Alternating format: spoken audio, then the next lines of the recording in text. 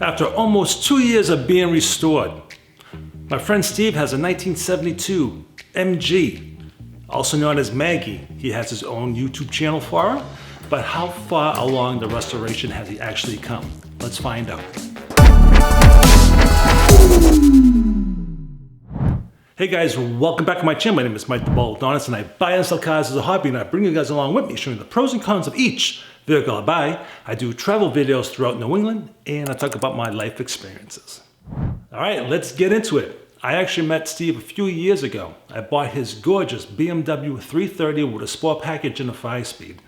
And he bought that brand new. He loved that car, and we became friends ever since. So when I reached out to him, asking him about how his MG is coming along, he said, come on down, take a look and do a little video. So I made a video almost 2 years ago on it. And from then to now, what has he done? We'll get into that in a few seconds. Now, what is a man to do when he's restoring a car? Well, because a car does take a long time to get restored, especially the way Steve's doing it, you go buy another one at a fraction of the cost. Now, I've been in the car business or the car hobby for a very long time. I actually restored a 70 Camaro SS, and that was thousands and thousands and thousands and thousands of dollars to restore, when in fact buy somebody else's restoration at a fraction of the cost and just enjoy it. All right, so we're gonna talk to Steve in 2 seconds, but my upcoming videos, I have a 2008 BMW 535. After that, I have my 2004 BMW 330 with an M Sport package. I also have another friend with his 1965 Rambler. We'll be doing a video on that next week. I still have plenty of travel videos to do and whatever else I feel like talking about. So until the next video, everybody, Baldadonis out. Hey, so this is Steve Sarabian. I have a YouTube channel called Maggie's Makeover, where I'm restoring this 1972 MGB that I bought in 1977, drove till 1981, took it off the road for over 40 years, and 2 years ago, I started this restoration project. And so the last time, I think Mike was down here and he did a video on this, it was about 6 months in. I had done all the work to remove the engine in the car. I had found a great engine rebuilder out of Philadelphia, took the engine down to him, had the engine, the transmission, and the overdrive completely rebuilt. Since that time frame, I've spent a bunch of time redoing the whole front suspension on the car. Now, there were a lot of parts that we replaced. However, there were a number of parts that we refurbished. So if you check out the channel, you'll see all these videos. I refurbished the front suspension cross member, right? So clean that up and had that sandblasted and painted. I also refurbished the front rack and pinion steering system and the front wheel hubs. Also put new bushings in the torsion bar. And so since that time frame, refurbished all of those and put the whole front suspension back together in the car. And so that's really ready to go. I also removed the rear gas tank, took that out. That was just a nasty job. I mean, that gas was in there for about 40 years. Dropped that tank, got rid of it, and replaced that tank with a brand new tank. And so where we are in the process right now is we're gonna go back, start on the rear end of the car. So that whole rear suspension has to be taken down. The leaf springs are gonna be replaced. And like I did in the front suspension, we're gonna be replacing all of the bushings in the car, because those are all rotted and corroded. We'll be rebuilding the front shock absorbers as we did in the front suspension. And then really servicing the rear end of the car, potentially reshimming the internals of it, clean it up a bit, paint it, and then assemble that back together. We did take this car out, I think it was like about a weekend ago, and I actually trailered it to 4 different body shops in a day. One of the biggest expenses in redoing these cars is the body work.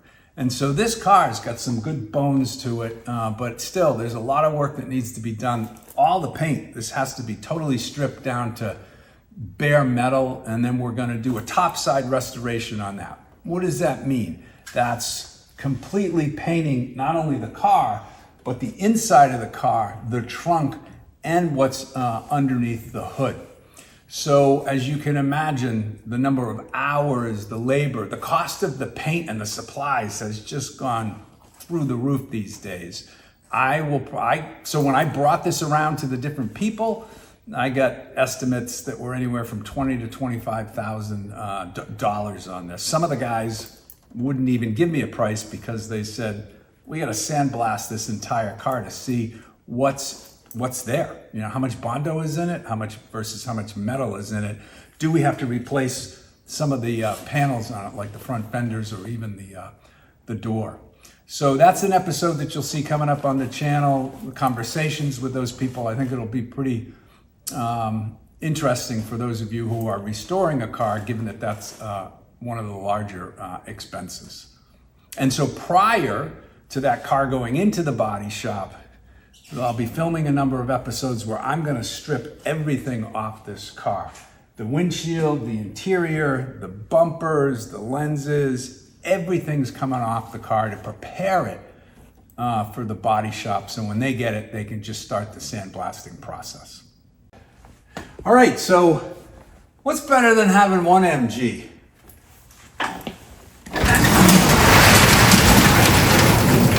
Having two of them. So you're probably saying, why do you have another MG, Steve? Well, I hadn't driven an MG since I was in college, and here I am restoring this car. I don't even know if I like them.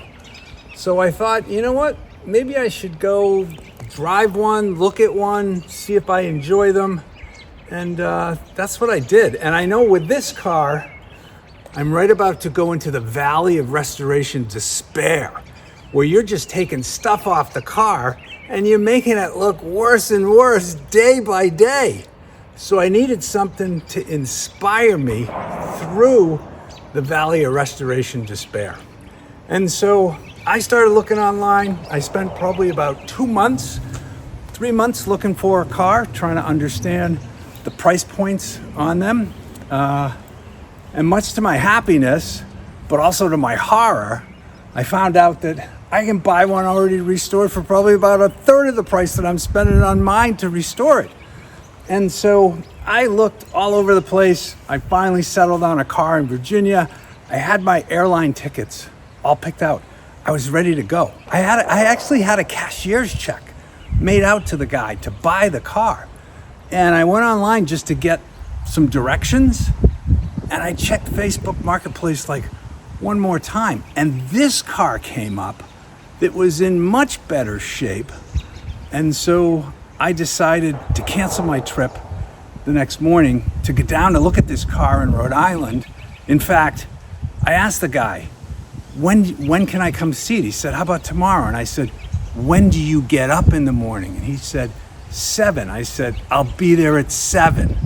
And I got down there and spent about a couple hours with the car and bought it. And it's just a beautiful, beautiful car when you look at it. And everything that I'm gonna do to my 72 MGB Maggie has already been done to this car. The engine is rebuilt, the rear end has been rebuilt, all the brakes are done. It's got a period correct transmission and overdrive unit in it, much like Maggie does. The interior is already done. All the front suspension has been reworked. The car is completely restored. And I just wrote a check for it. And so now I love driving this car. I have a 2023 hardtop convertible Corvette that I bought. And I'm just being totally honest with everybody here. I put 3 times the amount of mileage on this car than I did on my Corvette this summer. Why? Because it's such a connected driving experience when you drive it. We're gonna go for a ride in this car, and I think you'll understand that once you see that.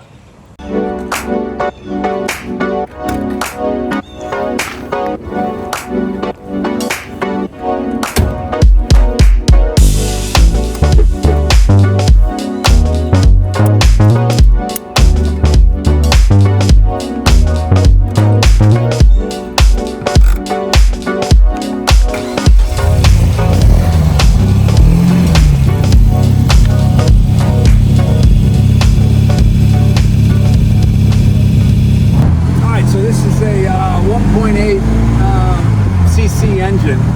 It's got probably about 100 horsepower in it. This car, when the engine was rebuilt, they did put in a modified cam to increase the horsepower a bit. So it's not a fast car, but it's a nimble car.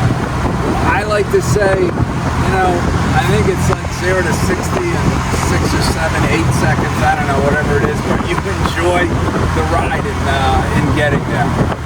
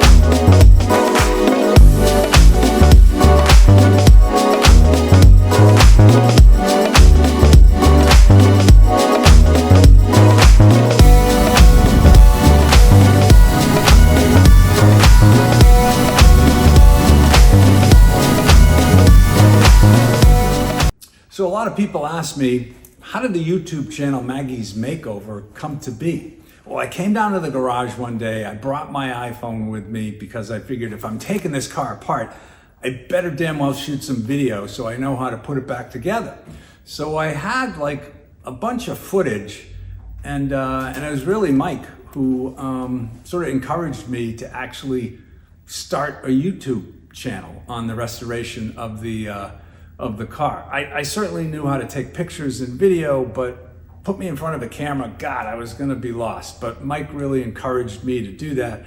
That's how the channel started. It's been out for a couple of years. You can find it on YouTube. There's probably about 14 videos there. We're ramping up to almost 1,000 subscribers globally, in Europe, in Australia, I mean, the UK, America, Canada, all over the world. It's a small community of people. And I think people like to see not just about MGs, but what's it like to restore a car, right? And I'm just an average guy with average mechanical skills.